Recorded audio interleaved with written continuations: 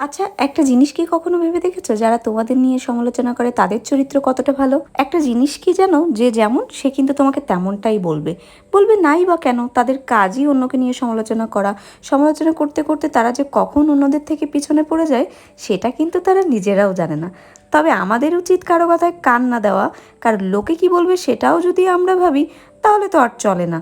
তাই ওদেরকে ওদের মতো বলতে দাও, আর তোমরা তোমাদের মতো সামনের দিকে এগিয়ে যাও। আর নেগেটিভ পজিটিভ দুইটা মিলেই তো জীবন, তবে তোমরা সবসময় পজিটিভটাকে পিক করতে শেখো।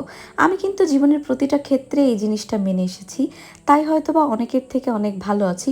তবে আরেকটা জিনিস আমি বুকে হাত রেখে বলতে পারি, সেটা হচ্ছে আমি কখনো কারো খারাপ চাইনি, কখনো কাউকে দেখে হিংসা করিনি।